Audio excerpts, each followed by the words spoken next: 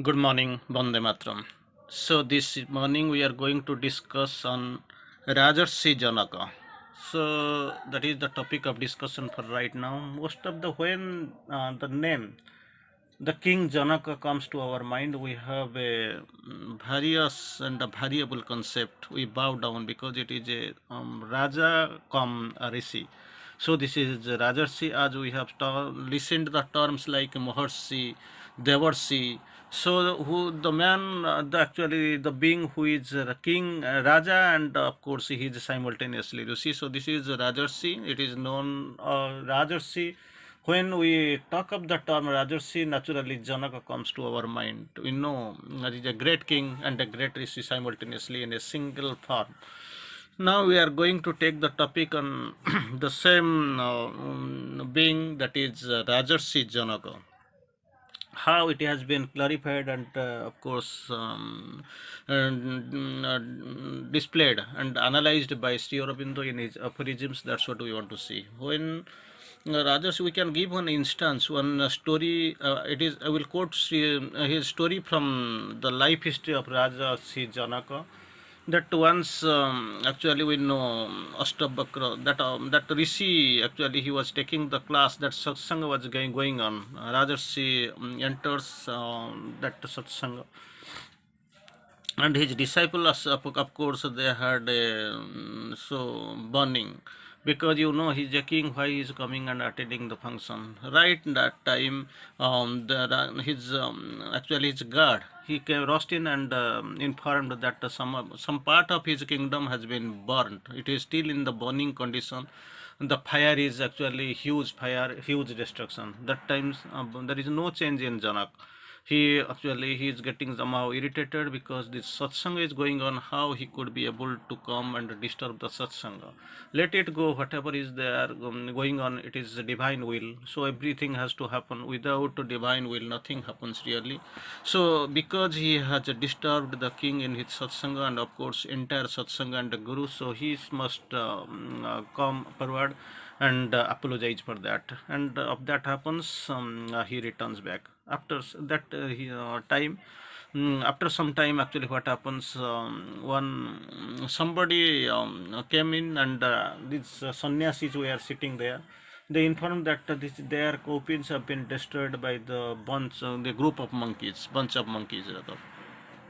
So immediately it was a panic, and it was a severe situation for this sannyasi. Immediately they got up and they were interested in saving their coffins from this bunch of monkeys. I mean, anyway, that chapter is closed. They returned back, and at that time Guru is actually explaining how this king is different from those people who were so-called sannyasis, that actually they have been great branded sannyasis. See, his kingdom is burning, people are in distress, lots of havocs are there, but actually he is unchanged.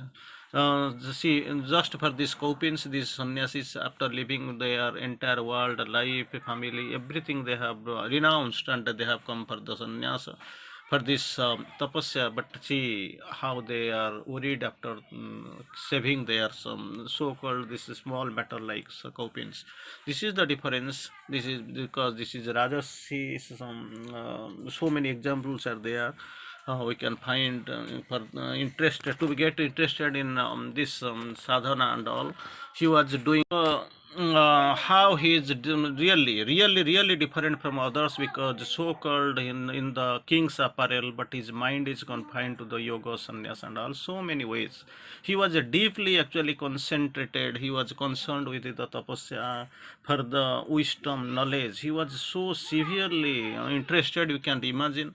Many times, you know, that rishis and sannyasis were invited to his palace and kingdom, and at that time actually for this they had the idea, they came forward there. So pravachan was going on, some discussion were there, and some debate was going on. You know, this great about this great Janaka we have seen.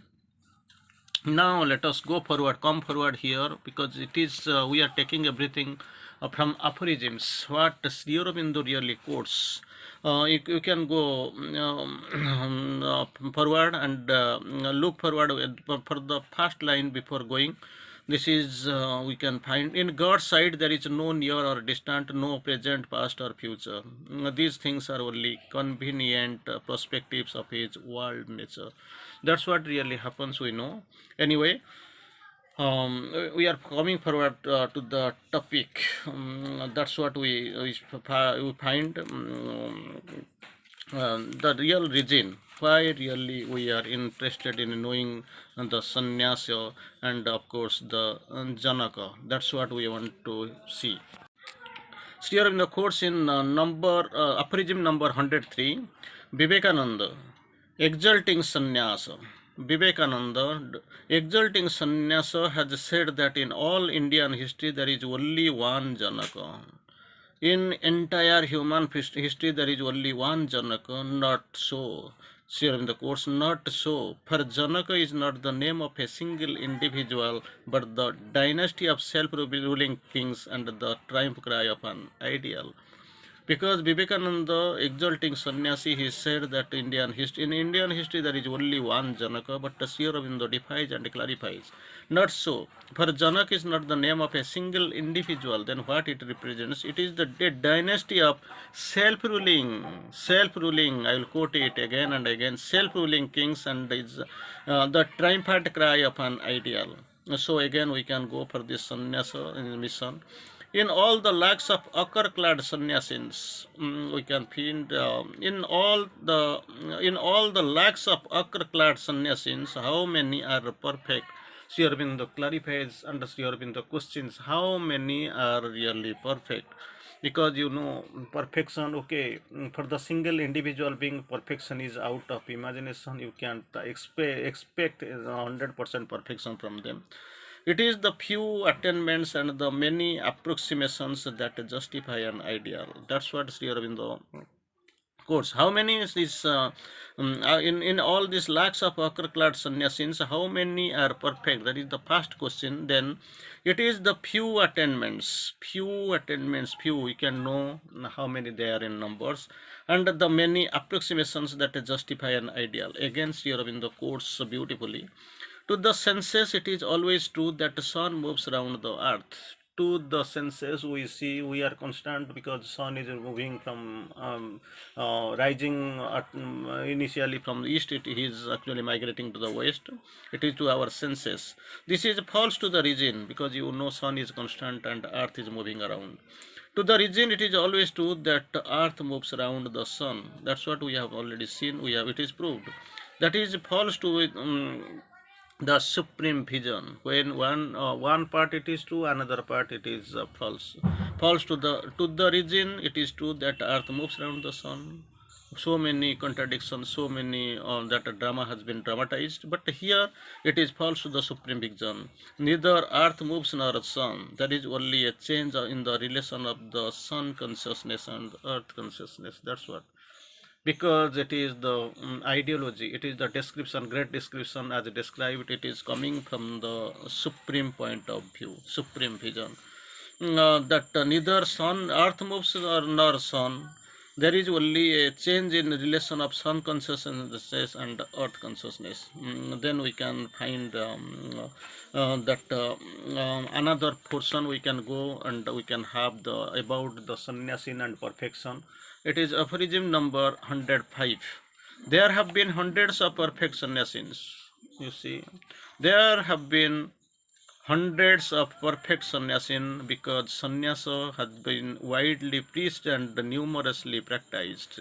Let it be the same for the ideal freedom, and we shall have hundreds of janakas. Again, if the perfection is there, that the janak is there. Anyway, there has been hundreds of perfect sannyasin, because sannyasa has been widely preached and numerically practiced. It is from the age-old story, from time memorial. This practice, this preaching is going on. Let it be the same with the ideal freedom, and we shall have the hundreds of janakas. How great really he is! Already Sri Aurobindo has explained that is the dynasty of. Already we have quoted. It is a dynasty. Not Janaka, the single name of the single individual, but the dynasty of a self-ruling kings and the triumphant cry of an ideal. So if it is preached and of course practiced proclaim properly, then we can recognize, we can find the freedom, ideal freedom, and we shall have hundreds of janaka. That is the point of perfection. That is the thing. Against during the course, sannyasa has a formal garb and outer token. Sannyasa has a formal garb and outer tokens, and therefore men think they can easily recognize. That's what sannyasa or dress, point of talking, their style, everything is seemingly different, lookingly different. Sannyasa is a formal garb and outer token. That's what's here in the course. Therefore, men think they can easily recognize it. But the freedom of a Janaka does not proclaim itself. Freedom of the Janaka does not proclaim itself, and it wears the garb of the world. To its presence, even Narada was blinded. So you can imagine how this difference between the real Janaka with the true freedom, and of course the hundreds of thousands and lakhs of sannyasi who are moving. That's what in the final statements here in the courts, even to its presence, even Narada was blinded. Narada, you know, the quarrelsome, quarrelmonger, or Narada, it does not mean so, is bearing the perfection, man divine, here in the courts, man divine, the sage. So that's what we can recognize Narada. Even to its presence, even Narada was blinded. Again, we can go for another line. Hard is to be in the world. To be in the world, it is truly hard because it is the dangerous world.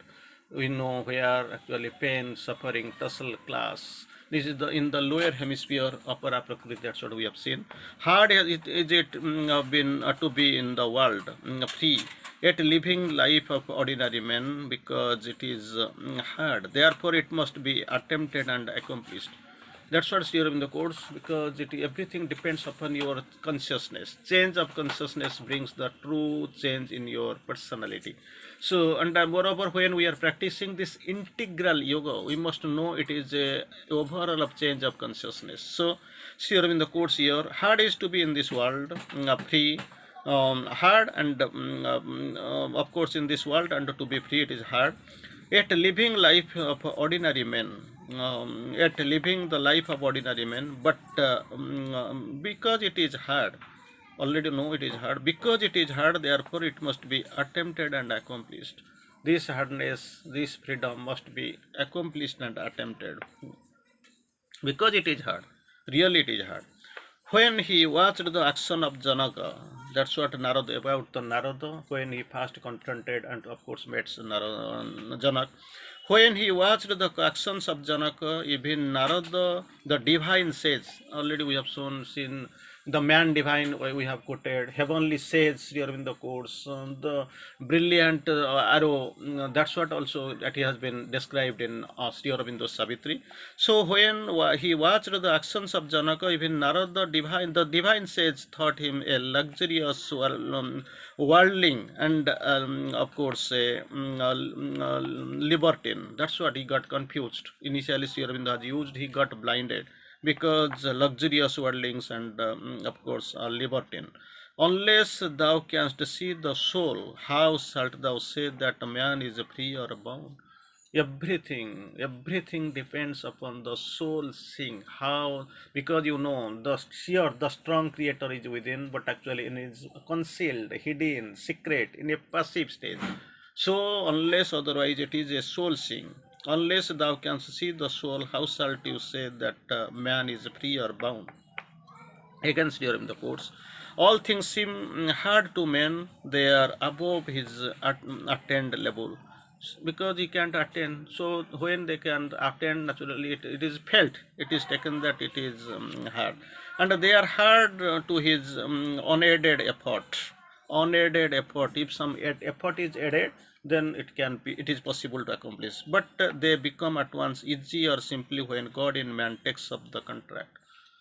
When he is moving, man is moving in his own attempt, if it is not aided from the above, from it is unless otherwise it is God aided, then it seems hard, because once So this is hard, and of course it is difficult. But once the God takes the contract for him, and there is an added effort, aid from the from top from the God, so naturally everything seems easy and simple. Again, to see the companion of the sun or the lines of Mars, different we know sun, different type of planets and all like Mars. To see the composition of the sun or the lines of Mars is doubtless a great achievement. Undoubtedly, to see the composition of the sun or even the planets like lines of Mars and all, undoubtedly is doubtless a great achievement. But when thou hast the instrument that can show thee a man's soul as thou seest a picture, then thou wilt some smile at the wonders of the physical science, the playthings of hobbies. Because you know everything must be seen, visualized, glimpsed through the soul.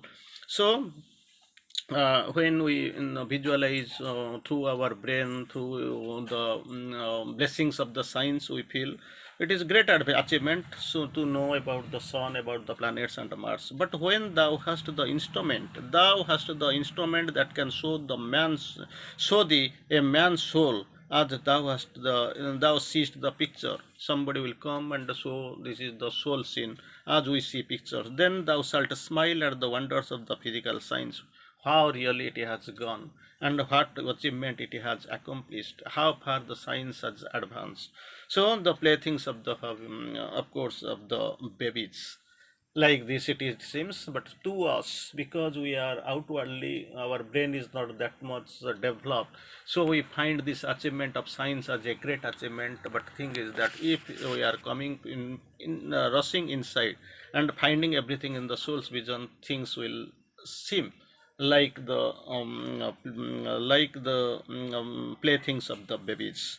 So again we are going, knowledge is a child with its achievements. That's what already we have in couple of stages we have discussed this aphorism here. Knowledge is a child with its achievements. For when it is found out something, it runs at the streets, whooping and shouting. Wisdom conceals hers from her long time in the thoughtful and mighty silence. Why? Because this is the difference between the knowledge and of course wisdom. When we guess some, we have the knowledge, we claim to have the knowledge. When we have achieved something, simply we try, we laugh, we dance like anything. But actually, wisdom conceals her for a long time. Long time you can't know. You can't claim what is the duration of the time. In a thoughtful and mighty silence. That is the difference between, of course, you can find the great thing on great difference between wisdom and knowledge. Again I will try to quote, knowledge is a child, simply child, with its achievements. For when it has found out something, suppose it has found out something, discovered or invented, whatever you say, it runs about the streets, whooping and shouting, Eureka, Eureka, that's what you can know, that term, I got it, Eureka, Eureka.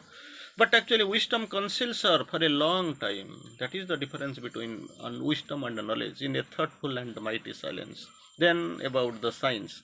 Science talks and behaves as if it had conquered all knowledge. That's what. Because you know, science it gets the maximum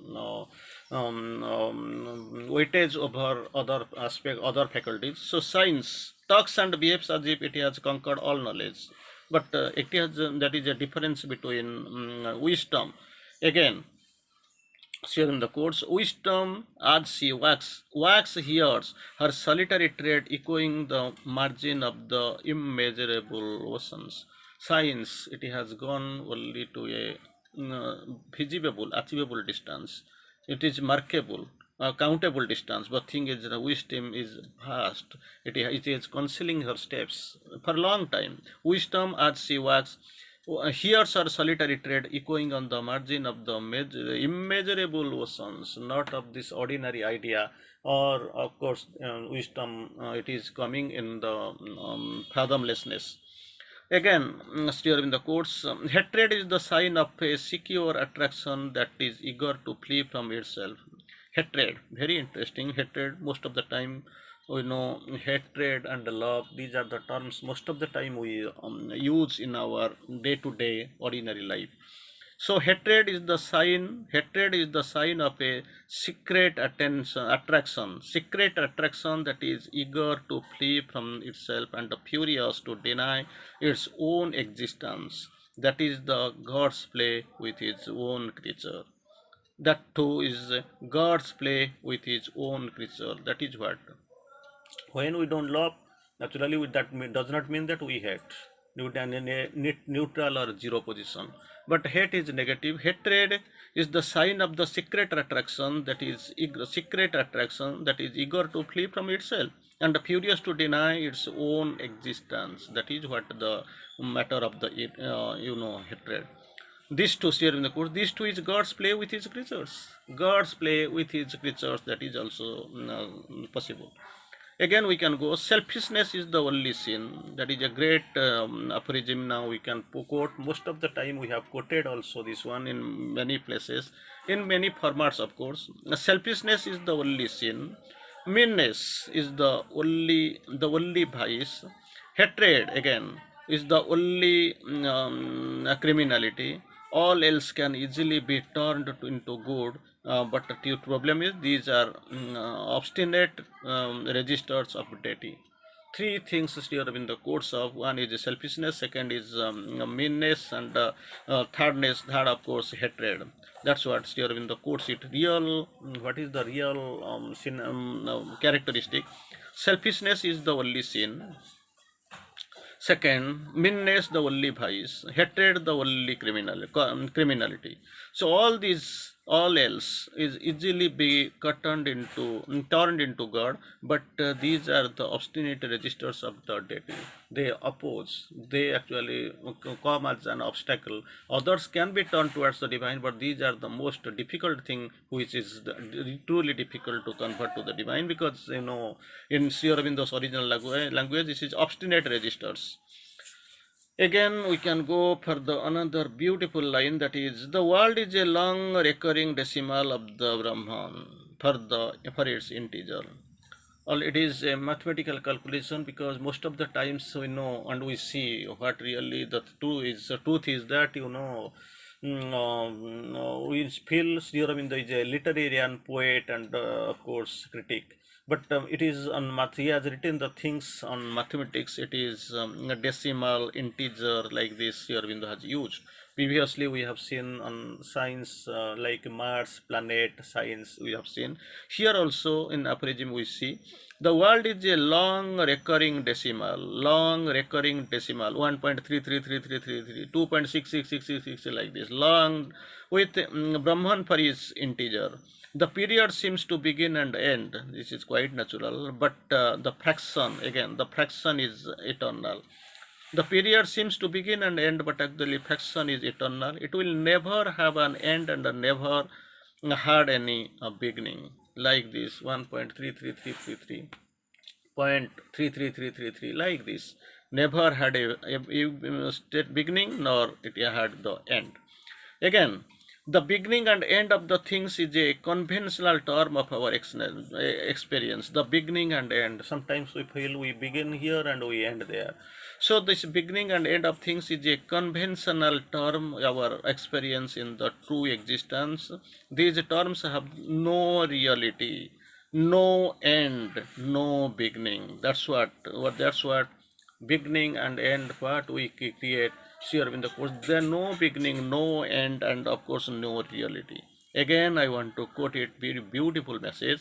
In the aphorism, I will say, the beginning and end of things is a conventional term of our experience. In their true existence, these terms have no reality, no end, no beginning.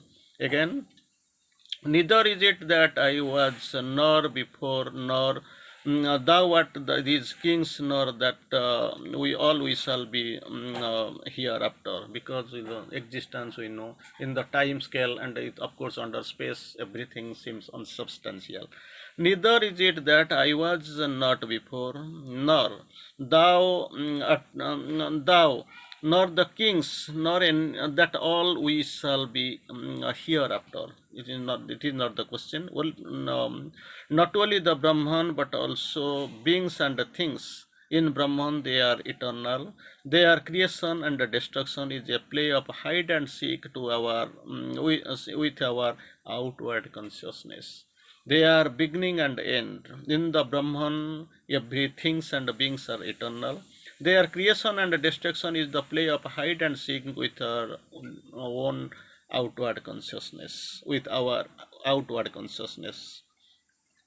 Because if we turn inside, we will see everything is Brahman, everything has emerged from it, everything wants to move forward to, of course, will get lost inside to mix with it. The love of solitude, again, the love of solitude is a sign of deposition to the towards knowledge. Love of solitude is a sign of the deposition to the disposition to the knowledge. But the knowledge itself only is achieved. How? With when we have settled perception of solitude in the crowd and in the battle and in the mud. Beautiful, beautiful, really beautiful. The love of solitude is a sign of disposition towards knowledge. But knowledge itself is usually achieved. How we can this knowledge is achieved? When we have a settled perception of solitude in the crowd, in the battle, and in the mud. Beautiful. So there itself you can have the true solitude. Don't feel that in meditation will come when I am in solitude, I am alone. But thing is, that's your in the course you have settled. It is a settled perception of solitude in the crowd, in the battle, in the mud.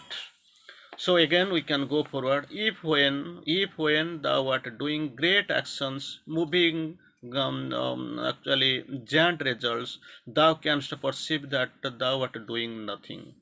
Thou art doing nothing. Then know that God has removed his seal from the eyelids. That's what.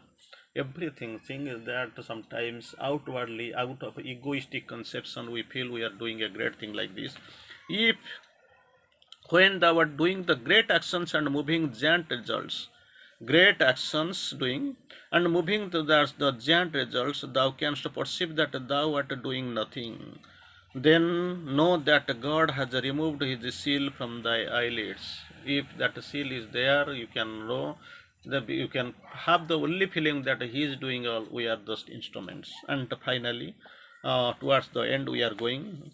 If when thou sittest alone, if when thou sittest alone, still and voiceless on the mountain top, that's what. You sit alone, still and voiceless on the mountain top. Thou canst perceive the revolutions thou art conducting. Revolution you can find during the course. Thou will find the revolution you are conducting. Then hast thou the divine vision and art freed from the appearances. That's what very great description here we can find here. When you thou sittest alone, number one, still and voiceless on the mountain top, still and voiceless on the mountain top, sitting alone, thou canst perceive the revolution. Thou canst perceive the revolution thou art conducting. Find the revolution, great revolution. That's what you are conducting. Then hast thou the divine vision and art. Daytime with the stillness, with the um, voicelessness you can find and that thou art the divine vision and freed from the appearances. That divine vision will be clearly as visible, because for that actually you must have the consciousness, not outward consciousness, but you have to turn inside. And this is a really great thing. We can find here that some great description has been described. Finally, in this concept, at least we have seen really the characteristic of sannyas, about the Janaka who really is and how it is there, and it has been contradictory in the voice, hopeful voice from voice that is voiced by Sri Aurobindo, how it is while describing the real Janaka, who is not a single person, it is a dynasty, of course. And sannyasa, then this about the world, planet, long ways, in many ways we have seen about the science, about the mathematics, and of course we have seen a lot of things. So finally we have come forward about the composition of the planets and all. We have of course seen the difference between knowledge and of course wisdom. It's a great topic, really, no doubt of it. I think we'll move forward with these great aphorisms in the next discussions. Thank you. Vande Mataram.